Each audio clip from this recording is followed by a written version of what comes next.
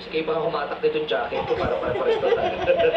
Uso yan ngayon eh. Kailangan bagsak yung isang buwan. Isa lang Hindi siya sinusuot ng buo. Si Ray Valera, mamaya nakaganyan na rin.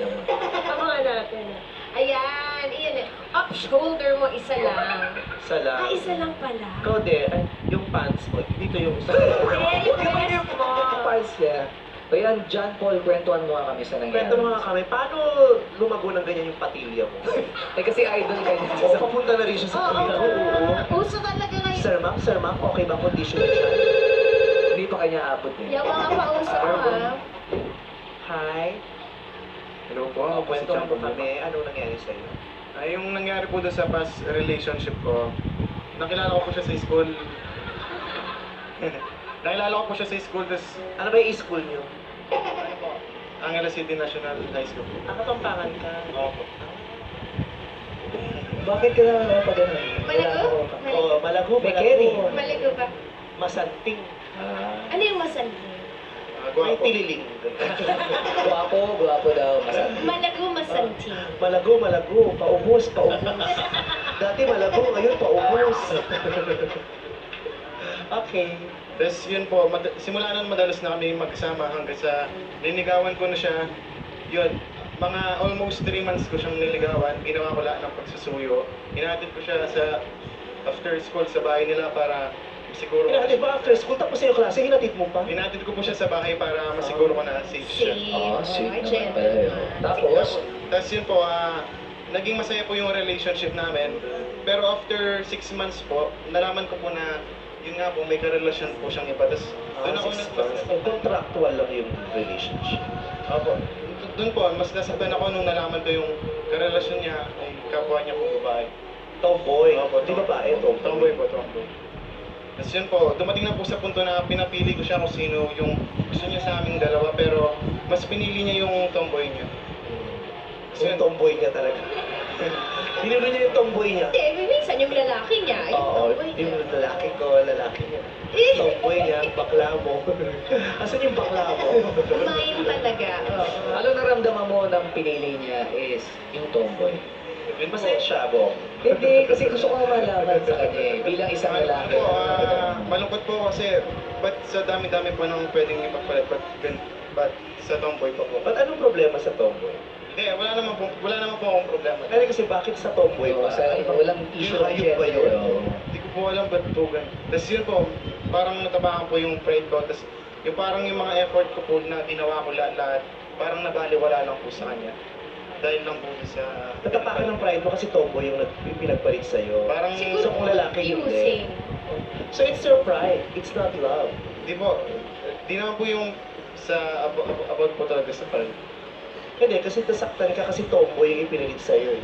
Parang, kasi tomboy siya, kaya masasaktan ka kasi masyadong mataas ang tingin mo sa pagkalalaki mo na feeling mo mas mataas yung antas ng kasarian mo kaysa dun sa tomboy. When in fact, wala yung pinagkaiba, walang nakakalamang.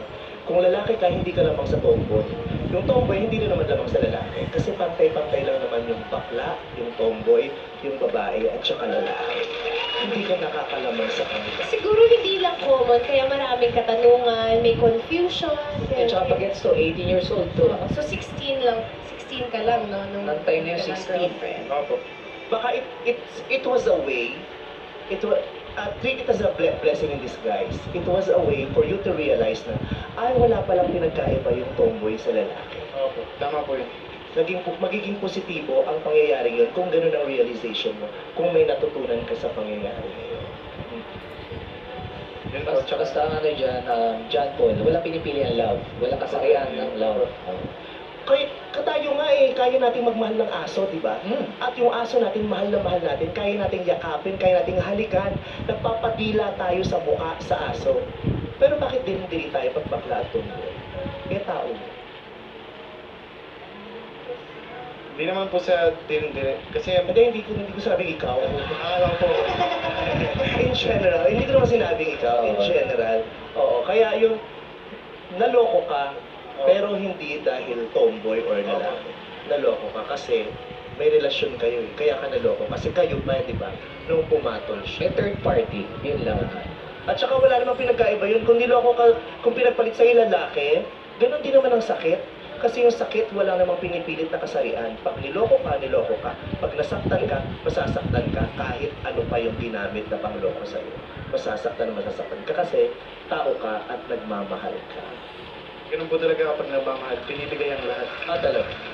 Jowain mo ako para ma-experience ko yun. Easy lang, easy. Akala ko masaya ka na. Grabe ah. So, yung maraming salamat sa iyo, John Paul. Dito naman kay isa pang John, kay Gino John naman. Siya nga pala yung tomboy na pinagbalat ko sa Lalaki na si Gino. Gino John Javier. Ang ganda ng ngipin mo. Oo, ang ganda ng... Ito ang ganda ng ilong. Pwede kayong mga artista. Gagawin ang gawin artista. May movie ka, di ba? Oh, horror. Taga-tagal lang ilong. Nagtaka ako, ba't ako ginawang bida? Oh, anyway, pawis na pawis ka. Gusto mong tissue? Sige po. Tissue nga, dancer. Uy, ano? Ito. Bakit ka nag-emote dyan? Nakatalikod ka, nag-emote ka, ha? Pinagpalit ka sa bakla, no? Masakit. Yung totoo, pinagpalit ka sa bakla, no? Tinamaan siya. Lahat ng tao nakatingin, pero ikaw nakatalikod ka, tapos ang Binibilang niya yung ilaw, bilang niya na yan. Naranasan mo na ba yun, yung pinagpalit ka sa bakla? Hindi po. O naranasan mo na ba yung niligawan ka kasi akala bakla ka? Grabe! Mas masakit ata yun. Yun, pwede na bang masakit yun? Masasaktan ata. Doon nagwala eh. Oh, anyway, Okay, Gino John. Ayun po, bali, naghiwalay po kami kasi gusto niya na po makipag-settle down. Ah, And then, ako hindi pa. marriage na. Yes po. Ilang taon ka na ba? 25. yung babae, 11. Hindi, masyadong May minor bata. pa yun. Ilan taon yung babae? 22. 22. Ah, bata. Yes po. And then, ayun po, kasi may mga pinaprioritize pa po ako. Like yung family ko. Kasi yung papa ko, kami dalawa lang yung nagtatrabaho sa amin and then nag-aaral pa yung mga kapatid ko.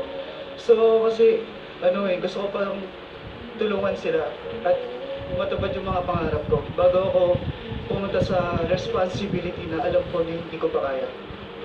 Pero bakit? Sino sorry. Bakit kailangan break agad? Sorry. Sige, Diba, parang pag-ibig lang yan eh. Minsan di mo inaasahan, may sasabay sa'yo. Oo.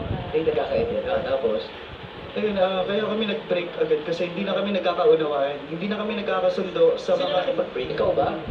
Parehas po kami. Kasi Hindi ko sabay kayo, 1, 2, 3, break tayo!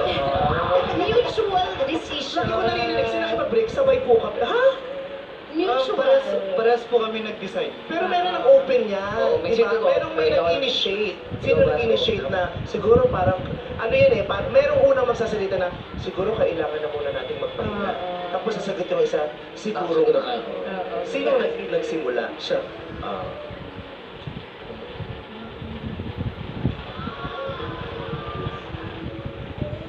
O bakit? Kasalanan ko? Anong ginawa ko? Siya nag-initiate na maghiwalay na kayo. Tapos kinol mo. Tinry ko po na ayusin, pero... Ano po eh. Hindi na po kaya i-workout. Kasi nga hindi ka pa ready doon sa gusto niya. Ay, nahihingi niya Yung po sa'yo. yung hinihingi ko na maging handa po kami sa tamang oras. Pero alam mo, kahanga-hanga ka, at least tapat ka. Tama. Yung iba kasi, sige, halika, pakasal na tayo, pero hindi nila kaya. Kaya ang daming pamilyang naghihirap eh. Ang daming batang hindi nakakapag-aral. Oo, yan. Ang daming batang hindi nakakakain. Ang daming sanggol hindi nakakainom ng gatas. Kasi, pupunta agad sa posisyon na yun. Sige na, halika na, magpakasal na tayo. Eh, hindi handa. At least ikaw, aminado kang hindi ka handa. You did not take the risk kasi alam mong papahamak ka, mapapahamak siya at yung pamilyang binubuo mo. At dahil doon saludo ako sa iyo. Salamat po. Kasi parang ang down niya eh. Parang ang dating, parang tinalikuran ba yung dapat na responsibility na dapat. Pero hindi. Tama si Vice. Mas saludo kami sa iyo dahil hindi ka pa handa. Naging totoo ka. Pero Vice, paano mo Wala malalaman? na may mga tanong-tanong. Hayaan mo na. Ito naman oh. Sige, tanong mo ulit. Paano mo malalaman? Paano mo ba malalaman kung ano? Dahil sa Ano? Sabi na ko nag-aantay, nakagano na. Paano mo malalaman sa paano, ano? Wala, nag-break na rin kami nung bago, hindi ko pa nakapagtanong. Paano mo ba malalaman? Dahil sa ano, sa... Feelings pa yan? Kung ano man yan, kung ano gusto mong itanong, kung paano mo malalaman, basta huwag mahiyang magtanong. Kung may right man ka, may right na iba. Kung kailangan ng gamot, mahiyang mag- dahil gusto namin na gumaling kayo. Alam mo, pag lumalapit, mas lalo kang gumagwapo. Kaya, relax Wait lang lang ako. naman. Hindi ka mauubusan ng girlfriend. Diyos ko, lalo na kayo, mga dancer pa lang dito, no? Nakabang naman. Oo, mag-cross legs ka naman. Kung makabuka ka, alam mo, jogging pants yung suot mo. Kaloka ka. Ay. Tapos tignan mo, yung bulaklak kaya lanta na pag binibigay saan. Kaya kanina pa nanonood ang ating Bebe Girl of the Day. Dahil kanina, nanonood ang ating Bebe Girl of the Day. Kaya naman, ngayon malalaman na natin kung sino sa inyo ang napipili niya para maging kanyang dance partner. Boys, tanongin niyo na nga siya. Di ba tapos manong niya kay Tinador Kani? Ayan, baby girl. Lagi na sila nag-perform, di ba? Oo. Sino sa kanila dalawa ipupuso ako? Sa Bebe Boy number 1 or Bebe Boy number 2? Pero bago mong sabihin mo muna sa amin kung bakit mo siya pinili. Okay. Ang bebe boy ko na pipiliin ko is yung feeling ko po na magkakasundo kami and magiging maganda yung tandem namin. May sipot ka ba? Actually, Tapos, kailangan mo ng gamot. Pero in fairness, look bagay sa'yo, ha? Look effortless, in fairness. No? Hindi yun. Nung pinasok natin si Luke yung nagawa na Luke. Pero kanina, relax na siya. Complex eh. Bigla na eh. Umaura. Parang yung mag-iimbol eh. Baby girl, pipiliin mo sa kanila dalawa. Baby boy number 1 o baby boy number 2? ang bebe boy na pipiliin ko is si bebe boy number 2.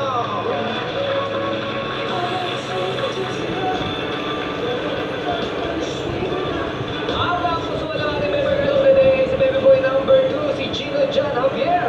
Congratulations, Baby Boy, panalo ka ng 10,000 pesos. At syempre, maraming salamat din kay Baby Boy number 1 na si John Paul. Meron ka namang 5,000 pesos na mauwi. At kayo naman, Baby Boy number 2, sundin mo lang yung kanyang standard. Nalanta na ni ano, dancer.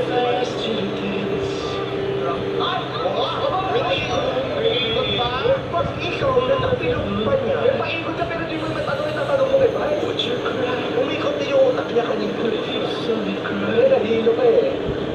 Well, the people ang ating dancing in Tyler for the day. Bebe Girl number 2, Maricar Estamara, and Bebe Boy number 2, Gino John Javier. Congratulations! Bawali kayo sa Biyernes para sa sayaw na pangdalawahan. Dancing in Tyler. Ulit na kayo nasasayaw niyo sa Biyernes.